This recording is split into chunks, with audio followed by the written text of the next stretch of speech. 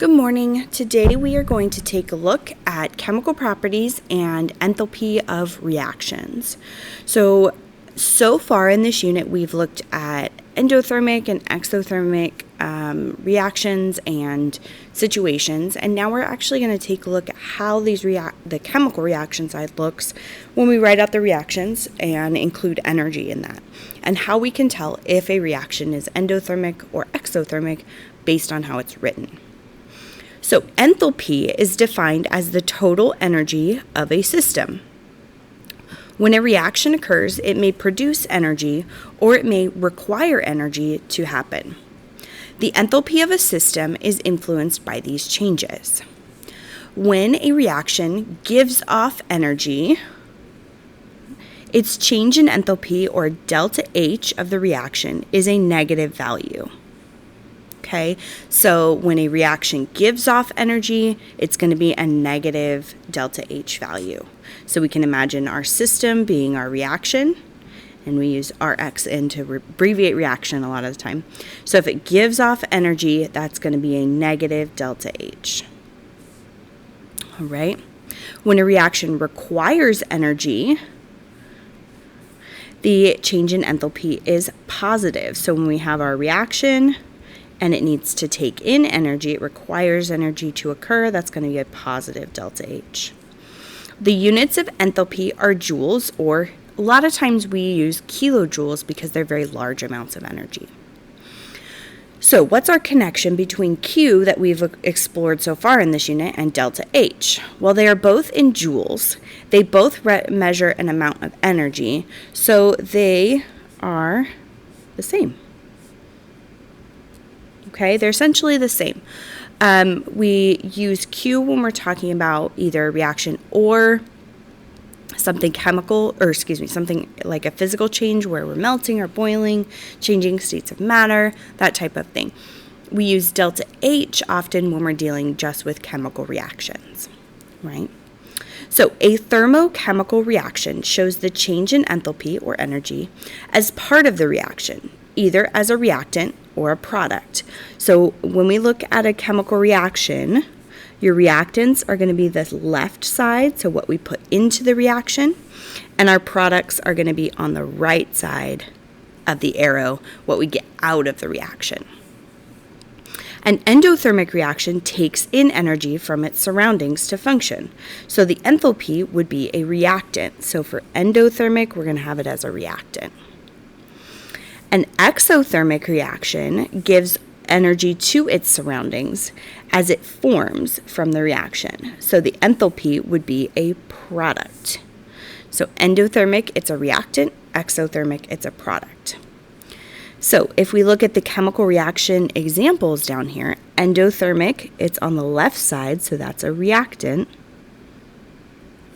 And an exothermic reaction, there's our energy there, the joules, and that is a product.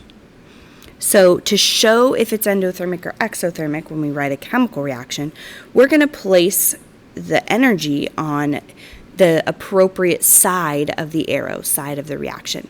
And it doesn't matter where in the order it comes in. It could be the first thing we write or the last thing, but it needs to just be on that side of the arrow, okay? The order of events here, or order of chemicals and energy doesn't matter. So we could switch these two if we wanted. It's the same reaction.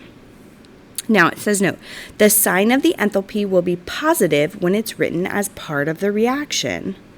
Okay, we always add things in a chemical reaction. We never subtract. So even though it's exothermic, and we said exothermic is going to be negative, we write it as we put plus, we just write it on the product side to indicate that it's being given off by the reaction.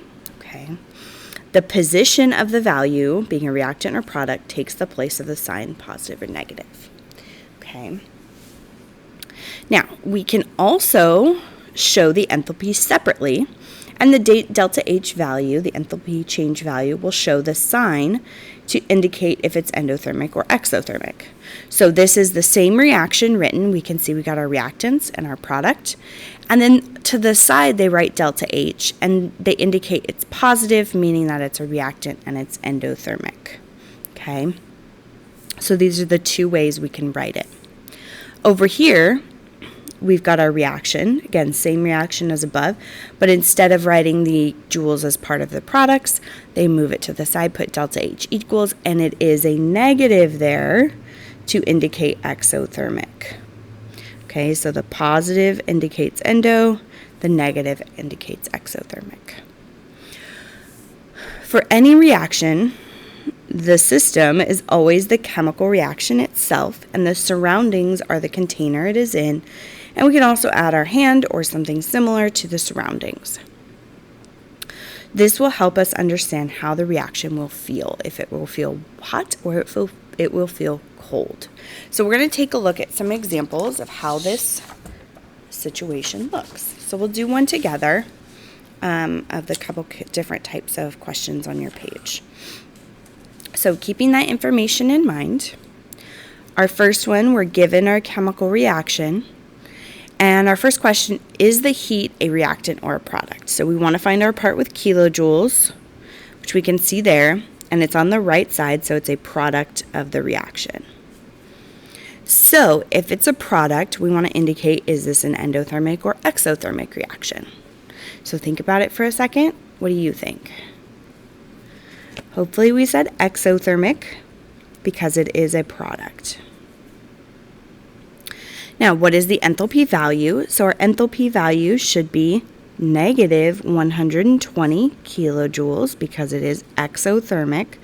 Again, this is when it's on the product side that we have to make it negative.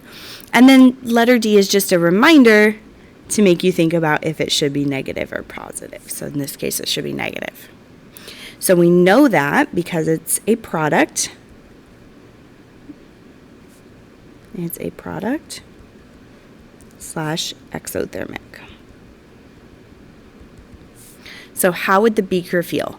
Now, this is where we can do our heat flow diagram to help us. So we're going to put the entire chemical reaction as our system.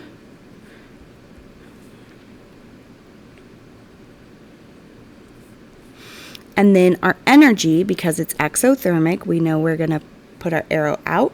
We're going to have a negative delta H, which would also be negative Q.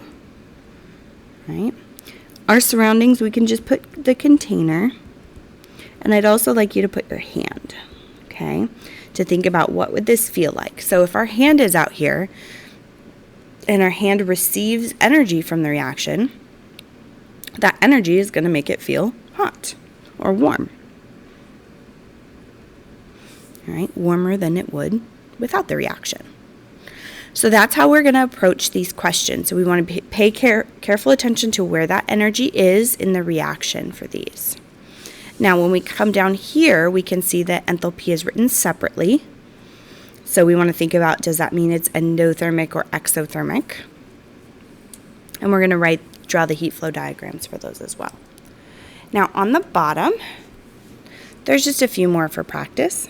So identify each of the following are endothermic or exothermic. So that's what this first line is. So for this first one, we can see there's our energy. It's a reactant. So that's going to be endothermic. And how would it feel? Would it feel hot or cold? Well, if it's endothermic, the energy would go into our system, away from us, so it should feel cold. And then what is our delta H value? Well, our delta H would be 46.1 kilojoules. Since it's endothermic, that's going to be a positive value. And I personally like to write the plus sign there just because it reminds me that I have thought about it, right? That I've thought about, is this positive or is this negative? Okay. Now the last one down here at the bottom, we've got two reactions. They're giving us our enthalpy change, our delta H, and so we're just writing that on the appropriate side of the reaction. So it might be written as a reactant or a product. And again, you can put it at the very front or the very end. It doesn't matter the order of chemicals, just depending on which side it belongs on. So that's what we're doing for our practice. And those are our notes for this topic for enthalpy of reactions. Thanks, guys.